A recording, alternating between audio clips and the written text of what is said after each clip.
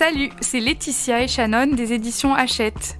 Et vous écoutez L'Intention, le podcast où les écrivains révèlent ce qui est au cœur de leur dernier livre et qui a guidé son écriture. Aujourd'hui, nous recevons Olivia El-Kaïm.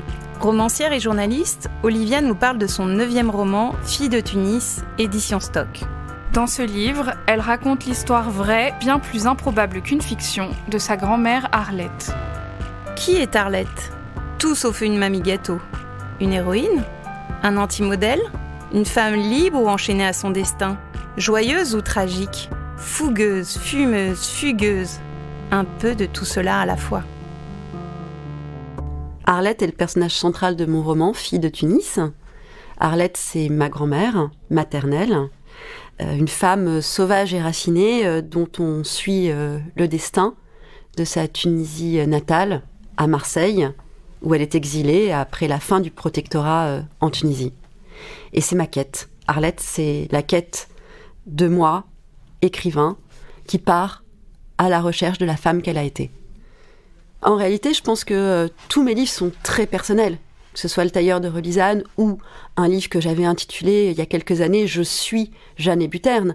Mais c'est vrai que là, j'y exprime une part féminine très forte et une quête très intime de qui a été ma grand-mère pour comprendre qui je suis moi aujourd'hui. Beaucoup plus fort que dans les précédents romans, je m'y mets. Je me mets dedans. Et ça, le lecteur, il va suivre à la fois, il va cavaler derrière Arlette, mais il va aussi me suivre moi et comprendre d'où je parle. Première intention, devenir une fille de Tunis. Quant au titre, j'ai intitulé ce livre « Fille de Tunis ». C'est un titre qui ne s'est pas imposé d'emblée. C'est un livre qui aurait pu s'intituler « Une conquérante », puisque j'estime que Arlette a été une conquérante de sa liberté de femme. C'est un livre qui aurait pu s'appeler « Hantise » pour ce que son fantôme fait peser sur moi. Et puis, je suis partie à Tunis avec ma mère, au mois d'octobre 2022, et quand nous étions à Tunis, elle avait bu un petit verre de vin, et elle me dit « Mais tu sais... En 1975, la dernière fois que j'ai passé du temps à Tunis, j'étais jeune mariée, je suis revenue enceinte de Tunis. Et elle me dit cette phrase, je suis revenue enceinte de Tunis, tout attachée. Comme si Tunis l'avait engrossée ou comme si elle était enceinte de la ville elle-même. Bon, il se trouve que cet enfant dans son ventre, c'est moi, puisque je suis née 9 mois plus tard. Et donc je me suis dit, moi aussi je suis une fille de Tunis, comme Arlette est une fille de Tunis, comme ma mère est une fille de Tunis, je suis aussi une fille de Tunis. Et donc, fille de Tunis, comme Phèdre et fille de Minos et de Pasiphaë, pose le roman dans une généalogie féminine, méditerranéenne et tragique. Ce qui préside à l'écriture d'un livre est toujours multifactoriel. Il y a plein de choses qui se passent dans une vie qui font qu'à un moment donné s'impose un texte. Mais je relève 2 événements qui, pour moi, ont été majeurs. Quand j'étais en promotion de mon livre « Le Tailleur de Relisane », j'avais extrêmement mal au ventre. Et un jour, je vais m'allonger sur le divan, et à peine allongée sur le divan, je m'exclame « J'ai mal au côlon ». Alors évidemment, je l'ai immédiatement entendu. J'ai entendu que ce côlon, là où j'avais mal, c'est aussi ce qui s'exprime de l'histoire de ma famille avec la colonisation. Or, avec Le Tailleur de Relisane, je pensais en avoir fini avec la colonisation. Mais il y avait un impensé dans ma famille, c'est l'impensé tunisien. Et donc toute la part maternelle restait enfouie, refoulée, et je ne la connaissais pas en réalité, ou en tout cas je ne voulais pas la voir. Donc ce « j'ai mal au côlon » exprimait quelque chose qui me faisait mal, mais dont j'identifiais pas vraiment les contours. Bon, depuis que j'ai enquêté, je n'ai plus mal au ventre. Depuis que j'ai écrit ce livre, je n'ai plus mal au ventre. 2e intention, prendre parole. Il y a beaucoup de silence dans ma famille maternelle. Ni celle que j'appelle Lola et Rosie, ni ma mère, ni ma tante n'ont envie qu'on raconte publiquement l'histoire d'Arlette. Arlette, c'est une femme qui a été extrêmement libre Et sa quête de liberté a énormément pesé à ses filles. Et je pense qu'elles ont eu besoin de cacher qui était vraiment leur mère pour se construire elles-mêmes. Donc, dans ma famille, il y a du silence, du déni, des non-dits. Donc, écrire et enquêter sur cette femme nécessitait que je lève le déni, les non-dits, le silence. Et que j'investisse la parole. Pour le dire de manière un peu psychanalytique, j'ai décidé de ne plus être parlée, mais d'être parlante. Et de parler pour dire quelque chose, pour raconter une histoire. C'est-à-dire que le destin d'Arlette que je raconte est un destin singulier, mais tout le monde peut s'y reconnaître. Toutes les femmes peuvent se reconnaître dans Arlette. Et donc, pour moi, il s'agissait de prendre parole contre ma mère et contre ma tante. Donc c'est l'interdit absolu. Et je l'ai fait, je pense, pour sauver ma peau. En allant chercher Arlette, c'est moi que j'ai trouvé. Quand j'écrivais,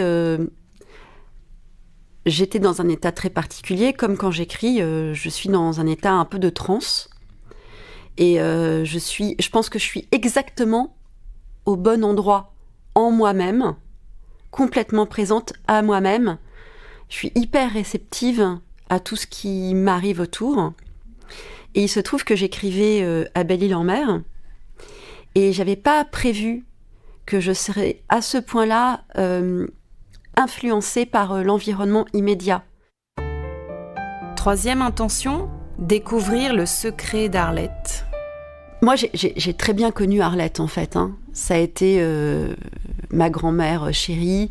Je passais énormément de temps avec elle, chez elle. Je dormais avec elle quand j'étais petite fille. Elle allumait sa cigarette au moment de s'endormir. Elle fumait une dernière cigarette. Elle caressait les chiens. Et puis, elle me disait « on éteint ». Et puis, finalement, on n'éteignait pas. Elle me montrait Vénus dans le ciel, l'étoile du berger. Et donc, c'est très émouvant de reconvoquer ce personnage-là. Ce qui m'a étonnée, en enquêtant et en écrivant sur elle, c'est de découvrir la femme et à quel point son destin de femme, je peux aujourd'hui, à 46-47 ans, le comprendre. Ce qui m'a intéressée, c'est d'essayer de comprendre ses choix, ses non-choix. Comment elle a pu, à ce point-là, verser dans les jeux hippiques. Qu'est-ce qui l'a conduite dans ses malheurs, dans son couple, à se détruire comme elle l'a fait, dans l'alcool, dans le jeu, etc. En faisant cette enquête, évidemment, j'ai découvert une partie de moi, mais je souhaite laisser le lecteur la découvrir. En fait, moi, je ne crois pas au secret. Je n'écris que sur le secret de famille, qui est un puissant moteur narratif, qui est un puissant moteur pour l'imaginaire, mais je ne crois pas au secret. Je pense que tout est là, toujours, sous nos yeux. Je vous donne un exemple. Quand j'étais petite fille, quand j'étais chez mes grands-parents, il y avait Arlette, ma grand-mère, il y avait mon grand-père, Sauveur, et il y avait un autre homme, Jojo. Et pour moi, c'était normal. Et je ne questionnais pas vraiment la présence de ce deuxième homme dans notre vie de famille. Alors, je pouvais lui demander « Mais t'as pas de femme, toi, Jojo ?» Ne voyant pas ce qui se passait sous mes yeux. Le triangle amoureux. Donc tout est là, tout le temps, sous nos yeux. La question, c'est que c'est pas explicité. Donc, il faut prendre du temps plus tard, quand on est plus âgé, quand on atteint une certaine forme de maturité, pour comprendre ce qui a pu se passer dans notre enfance. Je suis contente d'arriver à le faire, enfin d'arriver à comprendre ce qui s'est passé dans mon enfance, mais qui n'était pas caché, qui était sous mes yeux. Conversation fictive. Dans mon roman, ma mère me questionne, elle me dit « Pourquoi remuer ces vieilles histoires, Olivia ?» Évidemment, ça dérange tout le monde de remuer les vieilles histoires. Mais moi, je crois que éclairer le passé permet de comprendre le présent et permet de se construire. Enfin, en tout cas, moi, ça me permet de me construire en tant que femme. Mais c'est pas seulement une histoire individuelle, c'est aussi une histoire collective. C'est-à-dire qu'il y a quand même un refoulé collectif sur l'histoire coloniale de la France. Et éclairer le passé colonial de la France permet aussi d'apaiser les mémoires présentes.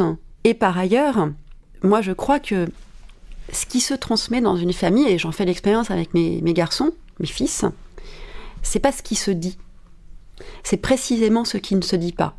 Et moi, en tant qu'écrivain, ce qui m'intéresse, c'est d'aller voir ce qui ne se dit pas. Donc de remuer ce qu'on n'a pas forcément envie d'aller remuer. Ma grand-mère me questionne à la fin. Alors c'est une grand-mère imaginaire, c'est le fantôme de ma grand-mère qui revient me voir, qui revient me visiter, et qui me dit « T'es allé au bout de notre histoire, tu te sens mieux ?» Bon, alors non, pas du tout. En fait, ça va pas mieux du tout. C'est-à-dire, je reste habitée par son fantôme. Je suis quand même heureuse de l'avoir circonscrite, cette femme, comme on circonscrit un feu, mais elle est toujours prête à nouveau à s'embraser. Et je pense qu'elle va s'embraser, enfin je le souhaite qu'elle s'embrasera dans le cœur des lecteurs, mais non, je peux pas dire que je me sente mieux, je me sens extrêmement fébrile par la sortie du livre, et surtout je me sens vidée. Mais, et ça c'est la première fois après la fin de l'écriture d'un livre, je ressens un puissant désir d'écrire. Donc le désir, c'est la vie. Alors l'écriture d'un livre est toujours opérante. Ou alors, c'est pas un livre. Je pense que l'écriture a toujours un effet dans la vie. Alors j'espère que ça a un effet dans la vie du lecteur, mais ça a évidemment un effet sur ma propre vie. Je pense que ça change mon rapport à mes propres parents. C'est-à-dire, je ne suis pas uniquement leur fille, mais je suis celle qui dit. Ça change mon rapport à mes enfants. Je suis dans une meilleure compréhension de moi-même, mais c'est pas du tout comme dans la psychanalyse. C'est encore un autre lieu où se déposent des choses, c'est un autre lieu. L'écriture est un autre lieu qui fait grandir. Il y a une réaction qui me fait plaisir, c'est « j'ai pas pu le lâcher ». Si je devais me retrouver dans la peau d'un personnage, c'est certainement pas dans la peau de ma grand-mère, qui est déjà très envahissante. Non, j'aimerais beaucoup me retrouver dans la peau de Sauveur, mon grand-père, qui est curieusement la personne réelle que j'ai le moins connue, puisqu'il est mort en 1993, j'avais 17 ans.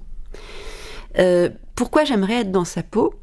Parce que c'est un personnage hautement ambivalent et ambigu, et qui me pose question. Sauveur est né à Pont-du-Fars, dans la Tunisie coloniale, et il était d'une famille sicilienne, très pauvre.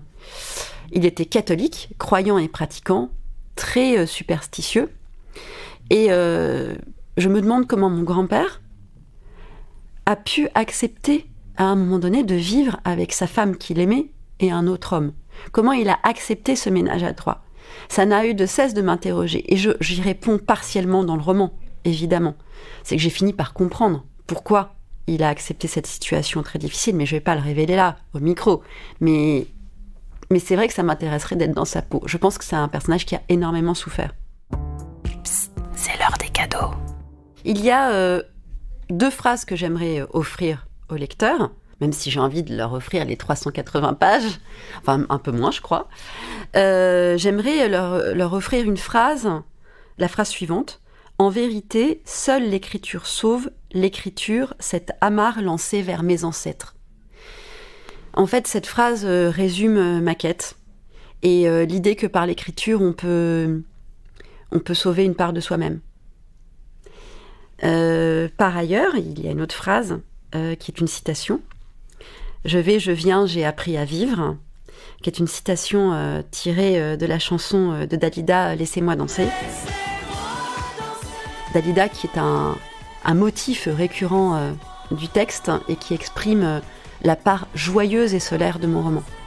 Il y a plusieurs titres de Dalida dans mon roman qui apparaissent, Bambino, Mourir sur scène, Laissez-moi danser, mais c'est vrai que j'aime beaucoup, et je trouve que ça parle énormément de mon histoire familiale et de notre histoire coloniale collective, c'est Salma ya Salama.